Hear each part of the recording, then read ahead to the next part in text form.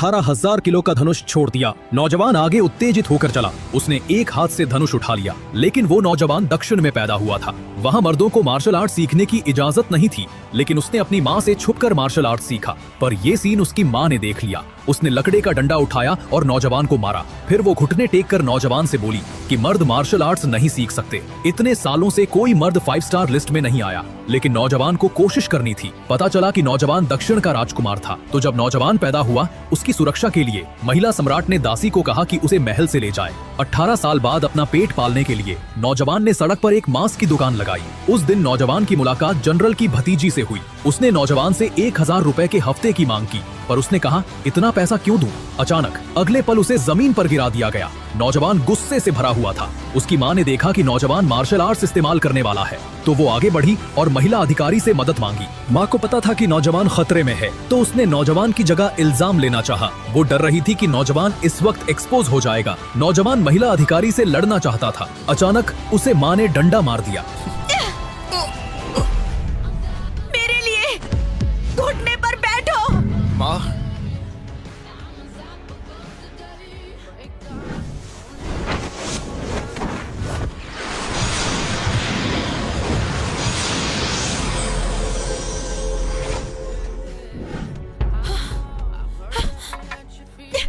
मेरे सामने घुटने पर बैठो। इस दुनिया में पुरुष मार्शल आर्ट नहीं कर सकते, फिर भी तुम चोरी छुपे कर रहे हो। माँ, औरत ये कर सकती है और राज भी कर सकती है, फिर पुरुष क्यों नहीं? मुझे प्रतियोगिता में हिस्सा लेना है, मुझे सबसे बेहतरीन बनना है और महारानी को बताना है कि औरतें और पुरुष एक समान है। मार्शल आर्ट महाप्रतियोगिता अलग अलग राज्यों के बीच होती है। बस 10 प्रतियोगियों के नाम ही सूची में आते हैं। इतने सालों में किसी पुरुष का नाम सूची में आया है? माँ, कोशिश किए बिना कैसे पता चलेगा? एक शब्द भी मत बोलो। जब तक मैं मर नहीं जाती, तुम इस जिंदगी में मार्शल आर्ट नहीं सीखोगे। किसी को पता नहीं चलना चाहिए तुम लड़ सकते हो।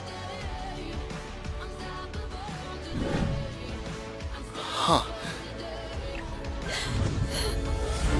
मैं तैयार हूँ। अरे वाह, ये हुई ना बात। चलो जल्दी। तो अभी इतनी बड़ी बड़ी बातें कर रहा था, अब देखो चुप कर जा रहा है। शर्म वाली बात है ये तो। और अभी से पंगा लेना ही नहीं चाहिए। अरे देखो कैसा झुका हुआ है ये। कितनी शर्मनाक बात है ये। देखो देखो, बिना वजह फंस गया ये तो। अब दोबारा देखो ये तो घुटने के बल चल रहा है। मैंने कहा था तुमसे।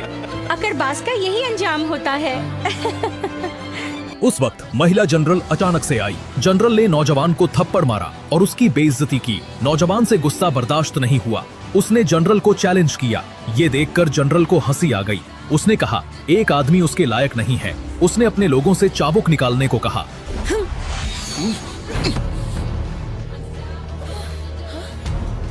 मेरी माँ को हाथ तो लगाओ, फिर देखो क्या होता है। ये क्या हो रहा है?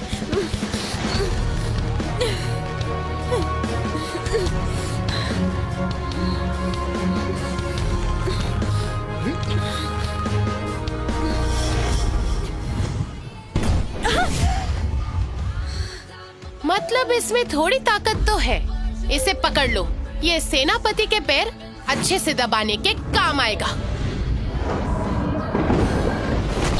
मार्शल आर्ट महाप्रतियोगिता 2 दिन बाद है और तुम अपना वक्त यहाँ क्यों जाया कर रही हो? युद्ध देवी को प्रणाम। युद्ध देवी को प्रणाम। युद्ध देवी? ये तो मार्शल भगवान मंदिर की किया देवी है। अमीलिया। हाँ, युद्ध देवी को प्रणाम। क्या ये युद्ध देवी है? दिखने में तो साधारण है। क्रिस्टीन, ये कोई साधारण प्रतियोगिता नहीं है। हमारे पुरोहित का कहना है कि राजकुमारी शक्ति की देवता का ही अवतार है, इसलिए मुकाबला आसान नहीं होगा। तुम अभ्यास क्यों नहीं कर रही? यहाँ वक्त क्यों जाया कर रही हो? मैं अपनी गलती समझ गई।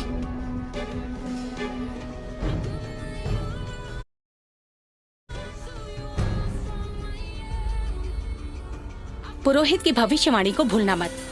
प्रतियोगिता में अगर कुछ भी गड़बड़ होती है तो निबिया बहुत बड़े खतरे में होगा। समझ गई।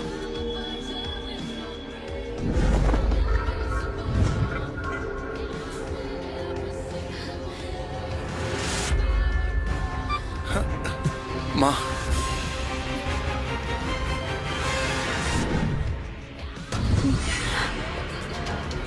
सुनिए, क्या हम इसे ऐसे ही जाने देंगे? उसने आप पर। चुप रहो। इस बार तो ये बच गया, लेकिन तुम देखना, अगली बार इसको मुझसे कोई नहीं बचा सकता।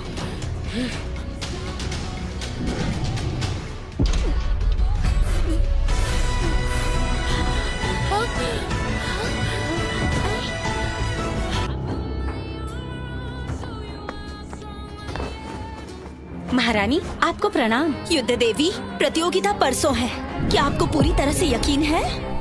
वो तो बस एक छोटे से राज्य की राजकुमारी है, उससे क्या डरना। उसे कम मत समझिए। राजकुमारी शक्ति की देवता का अवतार है। वो बहुत ताकतवर है। उसने 3 साल मास्टर क्रिस से बहुत कुछ सीखा है। उसने जीतने की पूरी तैयारी की है।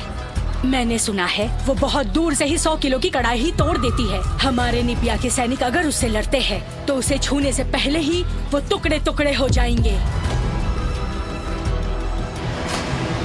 अगर माँ इजाजत दे तो मैं इसके लिए तैयार हूँ, चाहे जो भी हो। मैं अभी भी इस सूची के दूसरे स्थान पर हूँ। हाँ ना, अगर तुम छोटी सी भी गलती करती हो तो निबिया बहुत बड़ी उलझन में फंस सकता है, समझ रही हो? महारानी, हम कुछ सालों से प्रतियोगिता जीतते आए हैं। ड्री बदला लेना चाहते हैं। वो जानबूझकर हमारी सीमा पर हमला कर रहे हैं। अगर युद्ध देवी लूना ना होती तो निबिया राज्यों में बढ़ चुका होता। परसों मार्शल आर्ट महाप्रतियोगिता है। अगर हम ये खिताब हार जाते हैं तो पूरे राज्य में खलबली मच सकती है। चिंता मत कीजिए, हम निबिया को कुछ नहीं होने देंगे। आखिर ये दिन तो आना ही था। निबिया में बहुत बड़ी विपत्ति आने वाली है।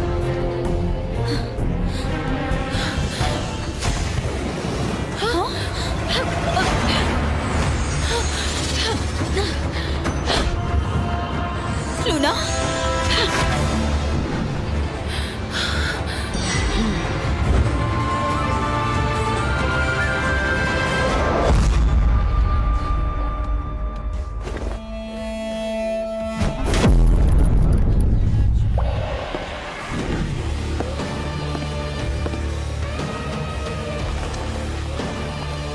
यही ड्री राज्य की राजकुमारी है। लगता है प्रतियोगिता दिलचस्प होने वाली है। मेरी मानो तो अपनी जान बचा के यहाँ से भागो।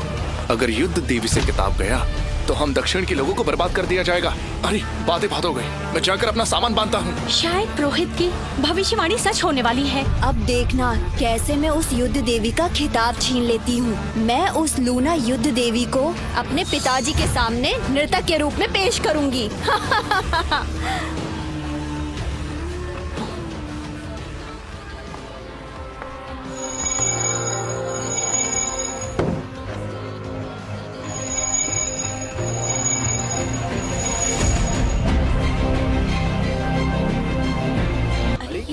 क्या चल रहा है? ये तो मार्शल आर्ट की महाप्रतियोगिता है।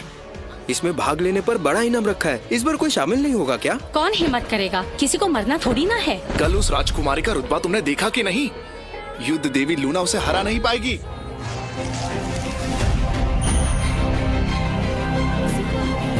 ये पागल हो गया है? क्या ये लड़ने वाला है प्रतियोगिता में? सुनो, तुम कुछ नहीं कर पाओगे। क्या कहा? किसी पुरुष ने किया है? एक पुरुष ने शाही फरमान को फाड़ दिया। लगता है कि उसके दिन पूरे हो गए हैं। रानी माँ, मैं जाकर उसे सबक सिखाती हूँ ताकि सब याद रखें। रुको, पुरुष तो पुरुष ही सही। ऐसी मुसीबत में हमें हर चीज आजमानी चाहिए। ऐसे और काबिल लोगों को इकट्ठा करो, हमें उनकी जरूरत है। ये हमारा आखिरी मौका है।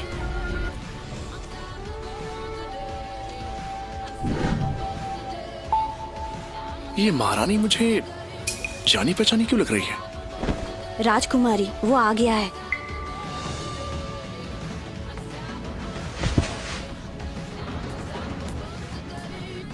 तो तुम वही पागल हो जो खुद को होशियार समझता है। जी हाँ।